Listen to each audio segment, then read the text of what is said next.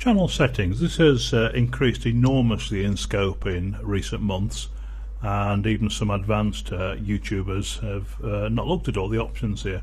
I'm going to start with features, and your screen will vary slightly from mine.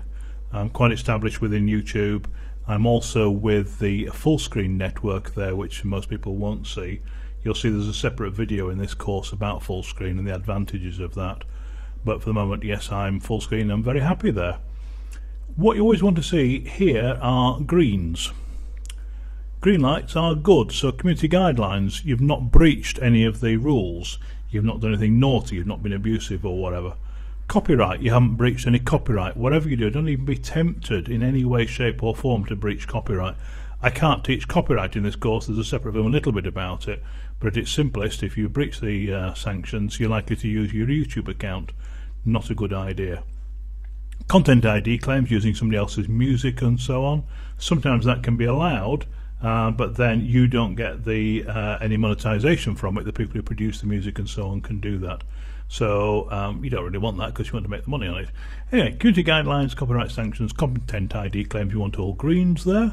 And ideally, as quick as you can, depending on how old your account is and how well established you are, you want greens here. So for example, longer videos, people who are new to YouTube can only upload videos up to about 15 minutes.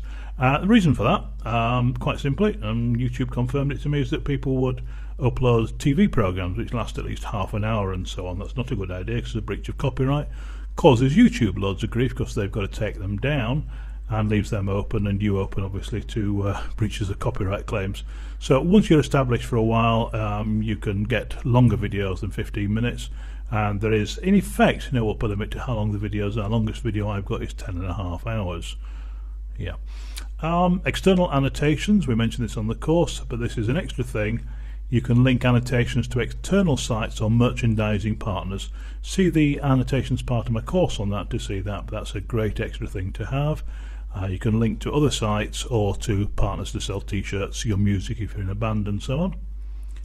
Once your site is accepted and approved by YouTube and they're happy, rather than them suggesting which of the 3 thumbnails you can use, you get the chance to use your own.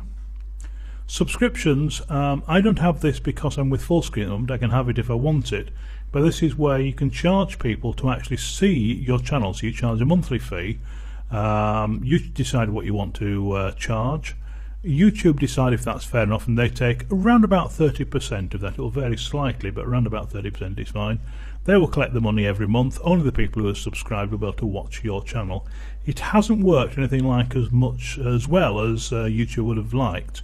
That said, it's still early days and they're still experimenting with it, and it still may well be the future of YouTube. It's something they keep on trying with. So I haven't got a green for that, but I don't want that anyways, and because I'm with full screen, I don't get that automatically. Content ID, this isn't the place to explain this, but Content ID, as I mentioned briefly earlier, is where you have some music or something from someone else, or somebody's you've used somebody else's music or a bit of footage or something you shouldn't have done that's their copyright, and this is an easy way of appealing that, and if you either get it taken down or lose your account, or you win the claim. Hopefully you win the claim, or hopefully you don't actually get it wrong in the first place. You don't do anything to break copyright. Unlisted and private videos, you can have videos unlisted or private. That's again a special feature for people once they've had the account for a while and they're in good standing. A new thing, and I've not covered it so far in the course, and maybe I do that as a future video if there's enough interest, but live events allows you to broadcast live. There's lots of features and things there. Quite complicated to set up, which is one of the reasons I don't do them.